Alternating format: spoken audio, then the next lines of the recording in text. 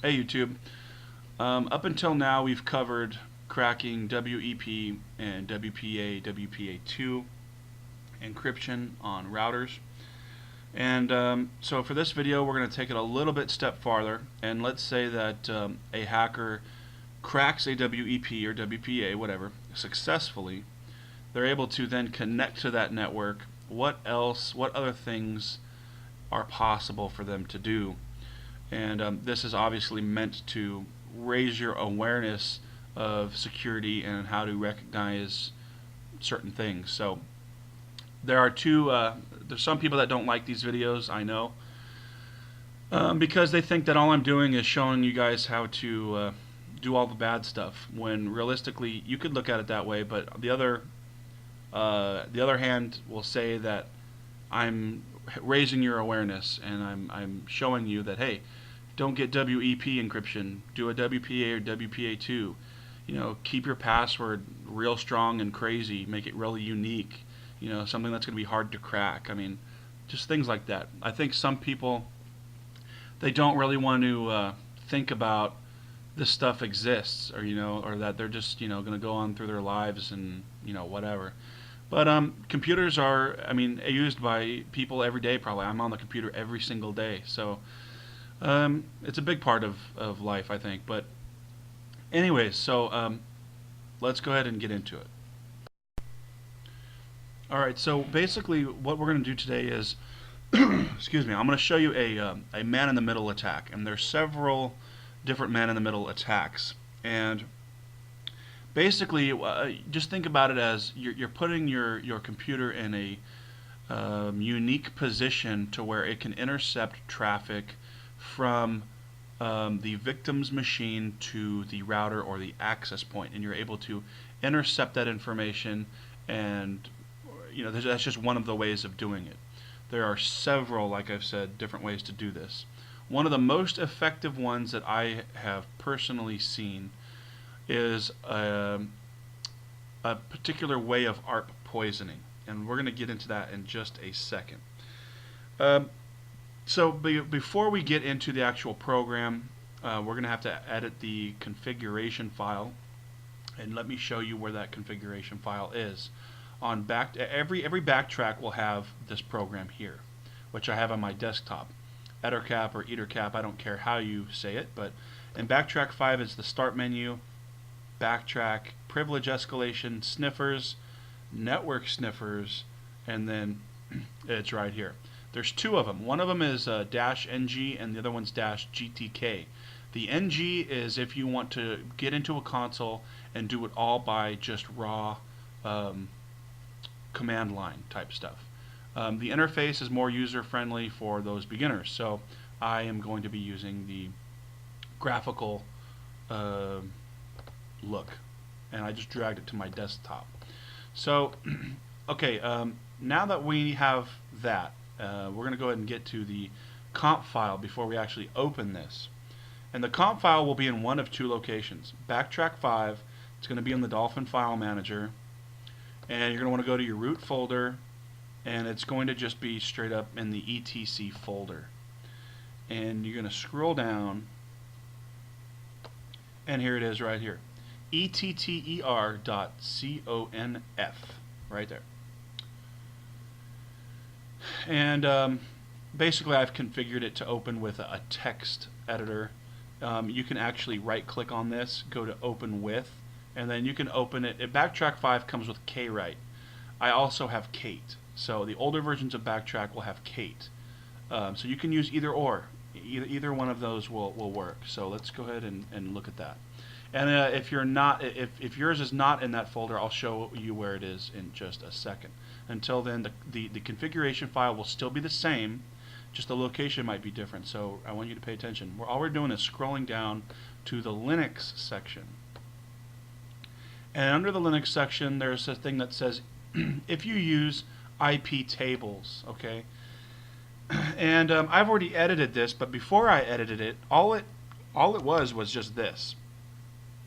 It had the little notation symbols, or the little pound symbols, if you will, before these two command lines. And if you watch my videos before, anytime that we look at a comp file, and it has these symbols in there, basically Linux is going to ignore what's there. These are basically just notes. So we want Linux to now recognize this. So the folks that designed Ettercap already did us the favor of putting the code in here. All we have to do is just sort of like unlock it, if you want to think of it like that. So we're going to remove both of those symbols there. And we're going to go to File, and we're going to go to Save. And we're going to close it out. And for those of you that don't have Backtrack 5, where you're going to want to look, if you couldn't find it there, is we're going to go back to the root folder, the USR folder, the local folder, and then the etc folder there. You also have an etc folder there. And this is where it used to be located. I know in Backtrack 3 it was located in here.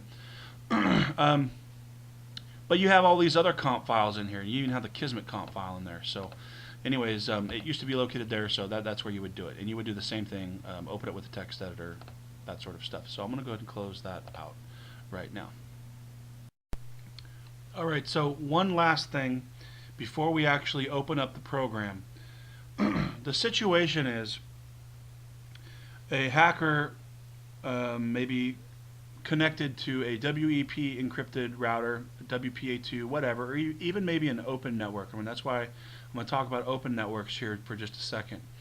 Or, you know, so if you crack the WEP or you crack the WPA2, basically then you're going to connect after that. You're going to take that WEP key, the web key, or you're going to take the passphrase, whatever, and then you successfully connect and you obtain an IP address. So if we look at my network manager, I am connected to the network, and it shows my IP address 192 blah blah blah blah blah.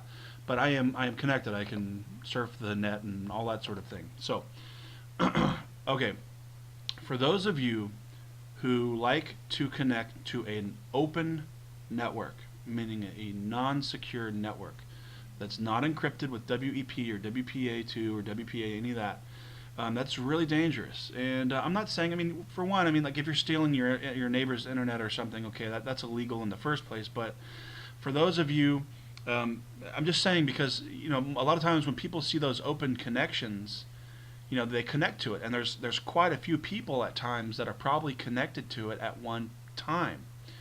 So this can be really dangerous. You know, on one hand, the person says, cool, I can connect for free and I can go check my mail and all that stuff. Because when you get on the internet, what do? You want to check your mail, you want to go to your bank, you want to do, you know, stuff like that. And if you're going on an open connection, I'm just saying, you're about to see it's going to be really dangerous. So just please take that as a warning, as a security awareness thing. I know that some of you are going to connect to those open networks, but it's just really not smart. It can ruin your life. So anyways, I'm going to go ahead and open up Ettercap. And the first thing that we're going to do is we're going to go to Sniff, and we're going to go to Unbridged Sniffing. And you're going to select your interface. Mine is WLAN 0. Yours may be something else. Use your interface, just like you would use if we were doing like an arrow dump or something like that. Say okay, it's going to load the plugins and all that stuff available. It show you down here. Go to hosts, and always, whenever you use Ettercap, no matter if you're using this attack or any other attack, you always scan for the hosts. So let's scan for those hosts. And it says 3 hosts have been added to the host list. And if you want, you could go to host and then click on host list. Now it displays the other IPs that are on the same network as I'm connected to. And then here's where it could get a little complicated, but let me explain. I'm going to keep it really as simple as I can. I know that this one right here, the 1.1, this is the access point, the router, okay? And the 1.2 is the victim's machine. This is another machine that I have right next to me, and that's the IP address to that machine. And if you look before at my IP, mine is the 168.1.4. So you should not see your own IP address here. If I did not connect to a network, if I was disconnected and I scanned for hosts, then it might show you yourself or something. I don't know. I've seen some weird things before. But anyways, just make sure you're connected to the network. How do you tell which one is an access point or the router and which ones are computers and all that other sort of thing? We will get into that later, okay? But most of you, if you do not know, we're not going to specify the targets. Originally, I could click here and go add to target 1. I could come to this one and then add to target 2. So basically, we have the access point as a target and we have the victim machine as a target. And so any conversation that 1.1 and 1.2 has, we'll be able to listen in on that and intercept what's being said, basically, is a practical way of kind of explaining it. And hence that's why it's called a man-in-the-middle attack, because we have inserted ourselves in the middle and we are receiving and intercepting this traffic. So here we go. Well, the next thing we're going to do is we're going to go to man-in-the-middle, MITM, and we're going to select ARP poisoning. Sniff remote connections and say OK. We can talk about this other thing later if you want. And down here it will say that it's basically going to sniff all, or it's going to poison all hosts in the list. And I'm going to go to start and then start sniffing. Now the sniffing has begun. I can, to see if my ARP poisoning was successful, I'm going to go to my plugins, manage the plugins, and you can do a check poison if you want. So I'll double click on that, and down here it tells me poisoning process successful. It is possible that it will not work. It's possible that, or it'll say no poisoning between specific things or whatever. So this is just a way to check to make sure that it was successful. So okay, I'm going to explain what is going to happen when and how this whole thing is going to work. Okay, so now basically what's going to happen is we've done something a little bit more advanced, but it's still very simple to do as you've been following along. Some people that don't edit the comp file and they just come in here and they try to do the ARP poisoning and they start sniffing, a lot of times they don't get the results that they need or that they were hoping for. And so by editing that comp file that we did earlier, basically what's going to happen is we have created a fake security certificate, but it's based off of a real certificate. So when the victim attempts to connect to any kind of like secure site, whether it's the bank, Hotmail, Gmail, Yahoo, whatever, any one of those logins, you'll notice on the top of a web page it'll say like HTTP and then the website. Well, most of them will say HTTPS for when you want to log in, and the S basically stands for secure, and that's their way of trying to encrypt the information going back and forth so that you can successfully log in. And the reason that it's encrypted is because they obviously don't want that information being collected or going unencrypted so that it could be easily seen. And we have a number of packet, not packet sniffers, but packet sniffers like Wireshark, and several other sniffers that we have that can pick up that information and we can read it without any encryption. Well, all the ones that are HTTPS, which is most things in the world now, because people are trying to protect their customers, it's going to be encrypted so that when we look at Wireshark or another sniffer, it's all encrypted and we're not going to be able to read that. Well, this is a way to kind of get around that.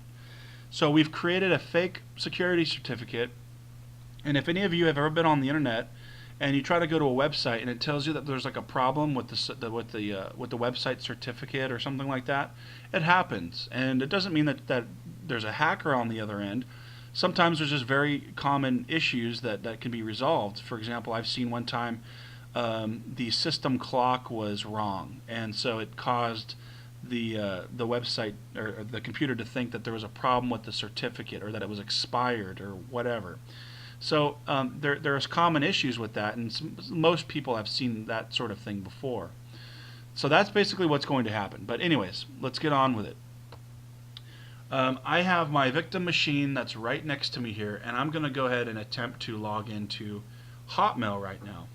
So I'm going to go ahead and type in just a fake ID and a fake password. Keep in mind, if it was an actual person trying to log in, there's no reason that they would be putting in fake information. So this is just for demonstration purposes. And so I'm going to click sign in, and we're going to see what happens. Okay, and as you can see on here, it took just a second. Username, myhotmail@hotmail.com, password hot, and then the info. So it tells you where it's going to, which is login.live.com, which is Hotmail. So let's go ahead and attempt to do a I don't know, let's go to we'll try like a Netflix. A lot of people have Netflix these days, so let's see what happens when we do Netflix. Alright, cool. So from the Netflix server, we can see the username netflixtest@hotmail.com, which is, obviously fake. Nettest123 is a password, and then it tells you where it's coming from. signup.netflix.com. So that just kind of shows you that if we look back up here, once again, it'll show you the username, password, and where it's trying to log into. Now, you can I sometimes I could do it 2 times, 3 times, but eventually what I find that I have to eventually do is I have to stop the man-in-the-middle attack, and so let it re-arp the computers, restore those machines, and then sometimes I have to start over.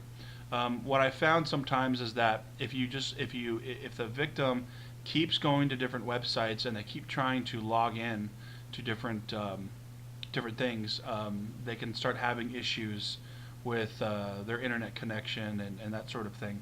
Also, it's possible that the router itself could have some kind of like an ARP watcher or something like that, to where it will eventually detect this and prevent it from working. So again, you may have to stop your attack and let it re-arp, and then you can try to do it again.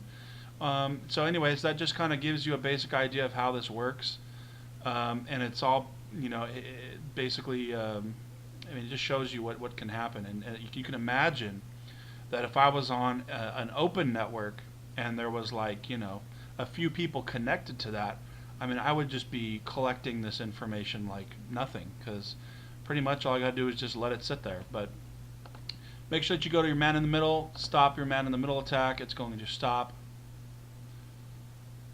It says re-arping the victims, so that's fine. And I'm going to stop my sniffing. So I'm going to go ahead and close this out. And I hope you guys learned something. Quite lengthy, but should be pretty educational for you. And that's just one way to do it. There is more stuff I'll be covering, so I will see you guys later. Thanks for all the latest subscribers and all the views and stuff. Pretty cool. I appreciate it. Thanks, guys. And just send me an email if you need to, or a message.